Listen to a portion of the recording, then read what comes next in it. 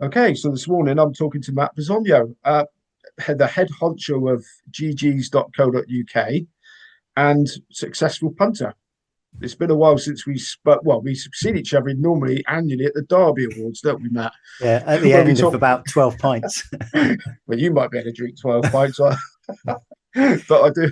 I'm a trier, but I probably just don't. I probably pull up a bit short of that. But Yeah, a bit of Baron Munchausen there.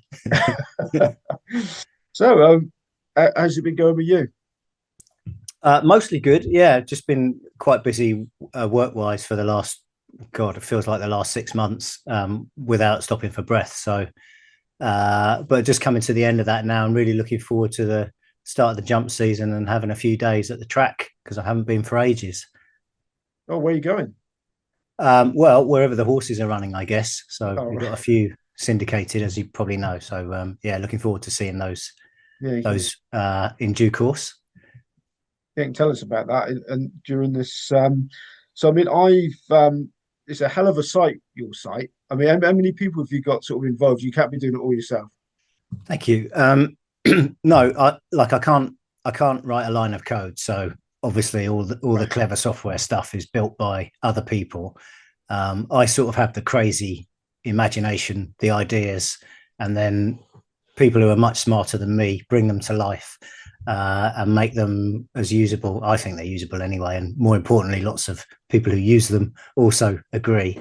But yeah, so we've got a couple of developers, myself, a guy who helps me with support, and then a bunch of great writers as well. So it is a small team, and everybody's doing other things as well. So only I'm full time, although even I'm doing other things as well.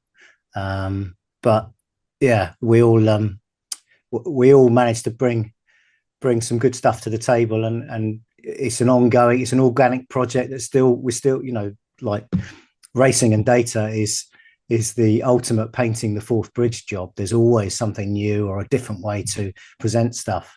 So it's very exciting to be able to continue to do that. I'm interested in the new stuff we have, so it's very easy for me to be pushing the developers to build the new stuff, and we've got some exciting things to come. Even the end of this year and the very beginning of next year as well. So yeah, really, really pleased with how it's scaling up. Yeah, I mean, anybody that's, if you're if you're watching this on my website, I put a link to Matt's site. If you're looking on YouTube, we'll put a link on there. You can sign up for free, which I've done, being a type one. I haven't actually subscribed yet, but the jump season is what I'm interested in. So, but you send lots of very useful sort of emails out to people for free. So it is it's definitely worth signing up and have a look around the site, because if you're like going in depth into things, there's any amount of tools there. Um, how's your own punting going? Is that still sort of a thing with you, or is this taking Um, up all your time now? so punting's never been like front and center for me. I've always the puzzle is front and center, and spending time, excuse me, spending time with the form book, which is time that I'm not, when I'm not doing something else and I'm not thinking about all the humdrum or the dramas in life. It's just me and some numbers or visuals on the screen, and I think that's pretty underrated actually. Is that it's perfect escapism, isn't it? And it's keeping the old noggin going. For all of that, I still want to be a profitable punter, but it's never going to be my primary source of income, nor do I want it to be. I haven't got the mindset for it. I haven't got the balls for it, definitely. And I'm kind of interested in other things that I want to spend time doing, and so punting is a daily thing for me. And as I say, yeah, fun first, profit second, but they're not mutually exclusive. You can have fun getting a few quid. I knew you were going to ask me this, so I had a look last night. Like every year on GeeGeez in January, I do a. I've got nothing to hide, so I go into my bank account and download an Excel of all of the transactions. All the main takeaway every year is how much of this stuff I drink. There's like a million transactions for that, but also all the ins and outs to the betting accounts, I don't bet on track. I'm sorry to the rails lads and your good self for that, but my stuff's all sort of online. So it makes it very easy to track the annual P&L, notwithstanding there's a bit in balances and so on. And I do this little video every January on GeeGeez, and the last God knows how many years I've made a profit. It's a small profit, like a couple of £1,000, which is absolutely fine. Like if I broke even or lost a bit, it's just not a drama to me. Anyway, this year, in anticipation of this question, last night I had a quick look and I'm £2,000 in the hole. So great timing, Simon. Thanks. Oh well, there's the jump racing to come now. You got, I mean, this is quite a serious thing, especially for your business where you are. This your site isn't for people that just like to pick a name or stick a pin in, or No. This is for people that really want to put some time in, and like you said, it's a bit of escapism. But by the sound of it, I mean, you're still allowed to win. So I mean, I've got affiliate links and stuff unashamedly, and people are always coming on saying, "Oh, you can't get a bet," but you are obviously some people, you are allowed to win a certain amount of money. So otherwise, I mean, it would take all the customers that will, put all the hours in and then not get a bet on. So it is quite serious, the restrictions and that sort of thing. But from your experience, if you play the game and you're not arbing and stuff like that, you can still get a few quid. So, I mean, I can speak about myself, my own personal experience, and then obviously I've got a broader experience through either the client base of GeeGeez, including free subscribers, and also the work with the HBF. So personally, I've got like a couple of bookmaker accounts that are still decent, and the rest are heavily restricted or pointless. I'm betting a lot more these days at Betfair SP. I'm betting a lot more on Tote in the multi-race pools, because we've got a tool that I built called Tix, which is kind of a vaguely sophisticated staking interface to help you make slightly smarter place pot and jackpot bets. And so I'm finding a way, but yeah, I can't go to Odds Checker or our own odds comparison and pick the best price and know I can get on with that bookmaker. Those days are gone, and they're gone for most people. And I think with the kind of the political landscape and the budget and so on, the knock-on effect of chance gaming being taxed higher is that we might find that the racing belt gets tightened as well from a bookmaker perspective. So, we kind of have to be a bit careful what we wish for there. But part of the challenge is to go to the right. The bookmakers are not the only show in town. There's pool betting, there's peer-to-peer betting, and so if you get restricted, you've got to find another way to get on. Some people have a wife's account or a brother's account or whatever, and I don't have a view on that. But part of the game, if you're any good, is getting on, isn't it? And you can't moan about that. If you want to moan about it, you've got to go and do something else. Yeah, I mean, I've luckily to have met quite a few sort of professional punters. I've never heard one of them complain that they can't get on. It's just part of their job. The people that complain are faceless ones. But anyway, I mean, one thing I would say on that, Simon, is that there are a lot of people who are very far from professional punters. They're like, I would consider myself a serious recreational. Like I'm betting for fun, but I'm also I don't expect to lose at the end of the year every year. And there are lots of people like that who are caught in this algorithmic dragnet, this wide cast that is throwing the baby out, like good profitable customers out with the bathwater far too often. And that's something that, as the corporations have got hold of more and more of the bookmakers, they've cared less and less about this subset of punters who's caught up in that, who they should be taking bets from because they'll win off them in time. But the algo says no, and that's the end of it.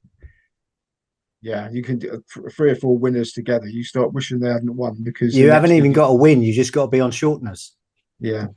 Yeah, which a lot of people use in your well, a lot of serious punters will be because they put the work in. Yeah. But yeah, it's a problem, but this one that we'll all have to overcome. I suppose not me, but the serious punters. So on a positive note, the jump season is with us. The serious, the proper jump season.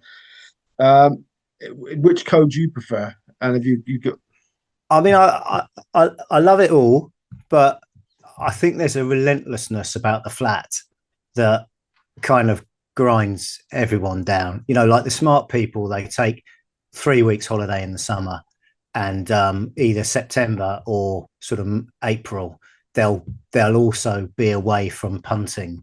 Those changes of the season, obviously, very very tricky times. But the fact is that if you don't step back from it, it just becomes such a grind. And particularly in the summer when you've got 4 meetings in the afternoon and 3 in the evening, like there's 60 plus races on lots of days, and this is too much, right? We're complaining about field sizes and all the rest of it, and we've got an absolute shit ton of racing. Like there is a fairly simple solution here, lads. So where we are now, I must admit I do love this time of year on the flat, because I love the flat doesn't have the narrative that the jumps does, where it all goes to the spring festivals, but the flat does have its own autumn festivals. So it's got obviously British Champions Day, Irish Champions Weekend, Art Weekend, and my own favourite, which is the Breeders' Cup. And I really get excited about these meetings for themselves, but also because for me, as soon as the Breeders' Cup's over, it's jumps all the way, and I'm pretty stoked for that, both from a punting perspective and more so perhaps these days from an ownership perspective, because we got the GeeGeez syndicates. Yeah, Which is a good time to tell us about them. Yeah, sure. Shameless Yeah. promotion. So well, I mean, they're all not for profit. So I don't take any money from them. I run them all at cost. I always take a share myself. So I'm only ever going to buy a horse that I think we got a chance with. And we've been good, but we've been unbelievably lucky as well. Like there's lots of people who are good in this game, and they haven't been as lucky as us. So I'm under absolutely no illusions about that. But nevertheless, we've had horses like this one here, Coquelicot. We bought her as a yearling in France in 2017, and she retired last year, having won 2 listed races. I think she won 9 races in total. She won twice on the flat. She won 4 bumpers, including a listed bumper at Kempton. She won whatever the rest of them are, hurdle races, including a listed hurdle. She got covered by Mass Marvel this spring, so hopefully she's going to make a lovely baby. And if that comes to the sales, I think we're going to be in a bit of trouble.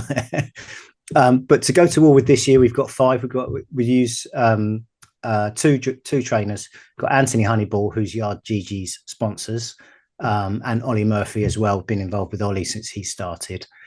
We've got 2 with Ollie, a horse called Sure Touch, who won the Summer Plate. There's him winning the Summer Plate. That was in 24. It's fair to say he hasn't done a great deal since then, but he's 9 rising 10, so he'd be looking at veterans races from January the 1st. And it's worth noting that the horses, the 10-year-olds, have a massive edge in those veterans races. Obviously horses from 10 onwards are regressing, some quicker, some slower, but if you look at the data for veterans chases, you'll see that almost all of them are, a large chunk of them are won by the 10-year-olds. So we hope that he can be competitive there in slightly shallower waters. We've got another lad with Ollie called G-Force Flyer. We bought him as an unraced store, and he went and won a point-to-point in Ireland. We sent him over to Mikey Kennedy, Jack Kennedy's brother, to do a bit of pre-training and a bit of schooling. And he ran in a point-to-point. We had very low expectations. He went and won. The 3rd came out of that race and won, and then got sold to John Joe for 155 grand. The 4th won, the 5th won. The 6th is rated 110 over hurdles, and he's running, I think, tomorrow, Front Door Famous. Well, it might be last week by the time this goes out, but he's looked very moderate, but under rules has done a bit. So like it's the hope that kills you, right? So we're really hopeful for G-Force Flyer. And then 3 with Anthony, Dartmoor Pirate, who was 4th in the novices final at Sandown. He had a bit of a difficult season last season because he had a back problem, had kissing spines. He's had an intervention there to help him move a bit more freely. And Charles, Anthony's assistant, has done just like unbelievable work in the schooling ring, just on a long rein, getting him to stretch out and using himself more.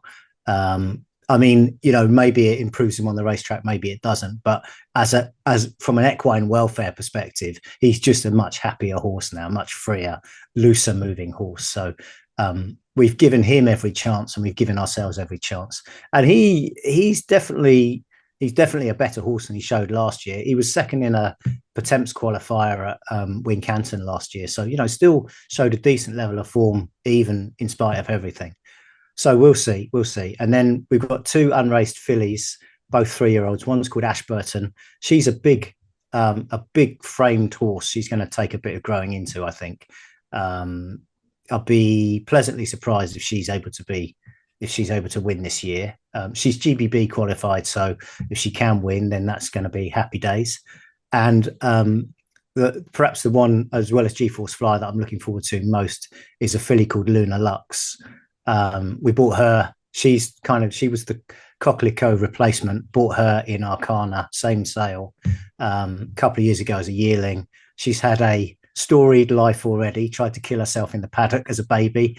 Spent ages in a Newmarket equine hospital. They've done an unbelievable job, and now she looks like a proper filly. She's Mass Marvel out of a Soldier of Fortune mare, who herself was a listed winner at Auteuil, black type winner. I mean, and she looks gorgeous. She's got the pedigree. She's so far so good training wise. We just hope she's not a car crash on the racetrack.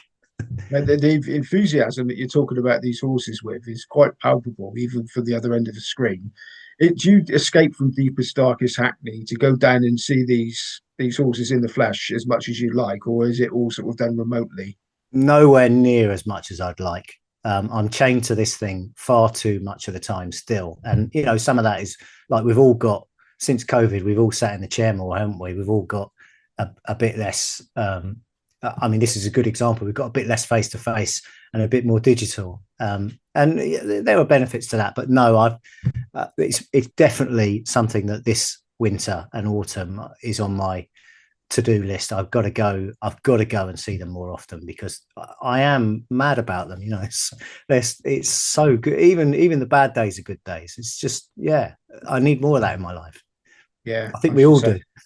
The interesting that you said that the third horse in that point to point went for 150 grand. I mean, how come the blank checkbook didn't come to you, do you think? So a couple of reasons. First of all, that third horse went and won next time out. So, he showed himself to have stepped forward from his. We were all making our debuts the day we won, and he's obviously moved forward, and we have to move forward. We have to show that we've progressed ourselves. Mm-hmm. Ollie seems pretty happy. There's look, we'd be excited about him, but he's got to go. He's got to go on the track now and prove it again. So sorry, what was the question? No, the third horse you said went for 150 grand. I'm just thinking it would have been a difficult decision if you've got an exciting horse you're looking forward to, and somebody's come up to you and offered a similar amount of money. I mean, it'd be a bit of a hard one, wouldn't it? Or wouldn't it? Yeah. So Ollie bought him as a store, and like Ollie and his dad, Aidan, he's a bloodstock agent. They buy quite a few on spec and just chuck them in the field for a year to let them just sort of mature.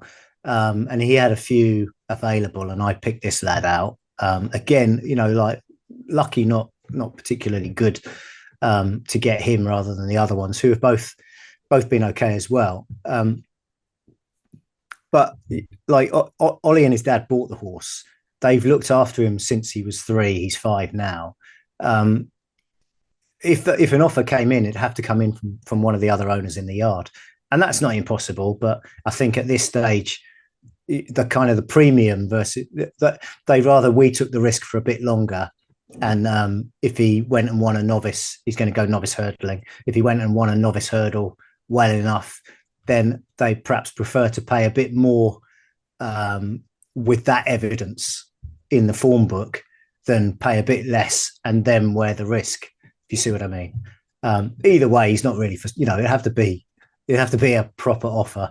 For we're all dreamers. We're chasing a dream. Like it's like if you're not doing that, we don't have enough horses to be hard nosed and commercial about it. It's just that's not the point.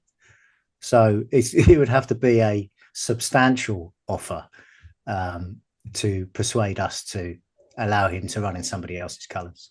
Yeah, and I spoke to Martin Raymond the other day, Bruce Raymond's son, and he is a very well connected sort of in the punting world chat. And he said a lot of the Shrewdies and the real big players that he knew, they've all sort of turned into punting and they're into what you're doing that now, with the breeding and sort of bloodstock and all that. And you can see where the attraction could be. It's a much bigger gamble though, isn't it? Much bigger gamble. Yeah, definitely. And like the pin hookers, I mean, I have huge respect for those guys because, as you say, first of all, they're putting down a chunk of change each time, and there's a lot of scope for it to go septic. That's not really. I'm not really interested in that. I want to. I want to engage with the animals and go on. Like everyone in the syndicates, they're all GeeGeez syndicates, by the way. So they're all people from the website who get involved through that. That they all want to get closer to horse racing and go on a journey with an animal that they love and care for. It's not, there's no hard nosed commercialism here. It's soft focus romance, like it's a very different game that we're playing from the pin hookers. So yeah. And also very importantly, I'm pretty good with the pedigree book, I like to think. And I guess there's some evidence to support that. But I barely know the head end from the tail end. I need somebody to be well across that. So I'd find a shortlist on pedigree and what I think we can afford. And then somebody much smarter than me, a much better practitioner, has to go and work out about the conformation and the walk and so on and so on. Yeah. Now, if anybody's not sold by what Matt's been, the enthusiasm he's been talking with there, I my local a friend of mine now, Nigel Hawker, go out to his yard, and there's something to be said about standing on the top of that gallop. It's dead quiet, then you hear the horses breathing and the hooves coming up. It's just therapeutic. It's brilliant. It's amazing. And it doesn't matter if that horse never wins. It's normally freezing cold and pissing down with rain, but it's brilliant. It's that's only fantastic. A minor deterrent. Yeah, no, it's not a deterrent even. It is definitely. So if anybody's teetering on the edge, forget about the gambling and winning at Cheltenham. It's just those times you get, the opportunities you get to go to the yard is tremendous. Especially if you're sort of in a different environment. Absolutely. Just go back to the betting and the website. Have you got any sort of exciting new innovations for the jump season this year? Yeah. So this year we actually added Betfair starting price data for the first time. So we did that in April. We've added some on our race cards. We have a whole bunch of tabs that do different things like pace or run style and draw and full form and all other things. And we've added a trends one. So if a race has got was run the last few years, then we've got the winners there with various elements on their profile. So that's new this year. What we're working on at the moment is we've got something called QT, Query Tool, which is essentially a system builder. And you can research your angle and then save it. And then your qualifiers from the angles will they'll appear on a report that's personalized to you called QT Angles Report. But the way I use it is in our race cards, there's a little icon with a dark blue number in it from 0 to infinity. And that number in that box tells you how many of your angles a horse hits. If you just click on that, then it opens up the angles that you saved that this horse qualifies against. So I get to see in the race card while I'm looking at the form kind of, these are plus points for a horse if I like him already. And if I've dismissed one, then maybe I'm going to think twice about it, and so on. We're adding a whole bunch of new variables to the query tool at the moment. So we're going to have a sort of 2.0 version, if you like, with which would be a lot more functional. So that's exciting. For me personally, it's very exciting. Also, and this is a Simon Nott video exclusive, I've agreed with TPD that we'll take the full sectional timing data set from the start of next year. So we have carried on GeeGeez at the races tracks, Sky Sports Racing as they are now, for years. But it's a bit like having half of the Racing Post ratings or half of the Timeform numbers. Like you haven't got the full puzzle, so you can know that one horse has done a good number or has got a good sectional upgrade, but you can't put it in the context of all the other horses because you haven't got all the data. So I'm really excited to be able to publish that full data set, and I think that's when we'll start to get proper engagement and traction from punters, when they can see the full picture. We've done a bunch of stuff already to visualize it, but again, we're sort of visualizing only the horses that we know about. So it's going to be, for me personally, it'll be the end of quite a long and arduous journey to get the whole lot. And I know people are a little bit, well, sectionals is for the for the scientists, and it's my job as a publisher to make sectionals for everybody and to make them much more accessible. It's a big challenge, actually, but I've got some ideas, and more importantly, I've got some clever people who understand them better than me, who I hope are going to help me to make them more every man, if you like, every woman, every person. That's brilliant. You've led me right onto what's going to be my last question here. I mean, for somebody like me, I was thinking, right, this jump season, I'm going to delve into it a lot deeper. So I got a lot more enjoyment by, just looking through, not necessarily punting bigger. But then I'm listening to you talking, and apart from the bit about owning the horses, it's slightly terrifying, all this information that's there. So somebody that's a novice, it's only really looked through the Weekender form book or whatever. How user friendly is this for somebody that is going to jump in with both feet if they were considering that?